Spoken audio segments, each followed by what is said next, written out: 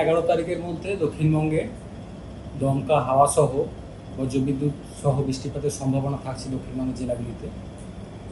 12 তারিখেও বৃষ্টিপাতের সম্ভাবনা থাকছে, ইন্টেন্সিটি একটু কমবে তুলনামূলকভাবে, তবে দমকা হাওয়া সহ বজ্রবিদ্যুৎ এবং বৃষ্টিপাতের সম্ভাবনা 12 তারিখেও কন্টিনিউ করছে।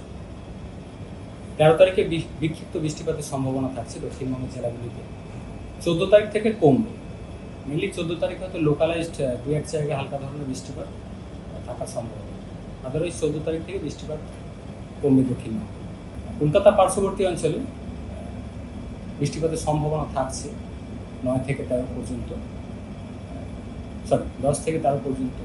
10-11 তারিখে ইন্টেন্সিটি কিছুটা বেশি থাকার সম্ভাবনা, দমকা হাওয়া বজ্রবিদ্যুতের কিছুটা সম্ভাবনা রয়েছে।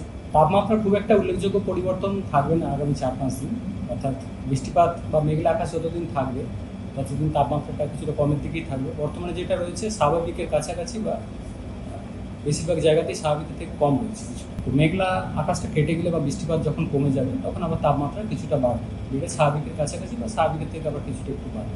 উত্তরবঙ্গের জেলাগুলির জন্য বৃষ্টিপাতের সম্ভাবনা থাকছে আগামী 4-5 দিন। তীব্রতা তুলনামূলকভাবে কম থাকবে দক্ষিণবঙ্গের থেকে। দমকা হাওয়া 30 থেকে 40 কিলোমিটার প্রতি ঘন্টায় দু এক জায়গায় থাকার সম্ভাবনা, দু এক জায়গায় বজ্রবিদ্যুতের সম্ভাবনা। অর্থাৎ ইন্টেন্সিটি ওয়াইজ বৃষ্টিপাতের সম্ভাবনা বেশি থাকছে, থান্ডারস্টর্ম অ্যাক্টিভিটি বজ্রবিদ্যুৎ সম্ভাবনা বেশি দক্ষিণবঙ্গে। তাপপ্রবাহ এখনই ফিরে আসার মতো সেরকম পরিস্থিতি নেই। বর্তমানে যেহেতু তাপমাত্রা অনেকটাই কমে গেছে, স্বাভাবিকের থেকে কম চলছে। কলকাতা পার্শ্ববর্তী অঞ্চলে মোটামুটি 30 থেকে 32-এর কাছাকাছি রয়েছে সর্বোচ্চ তাপমাত্রা, স্বাভাবিকের থেকে অনেকটাই কম।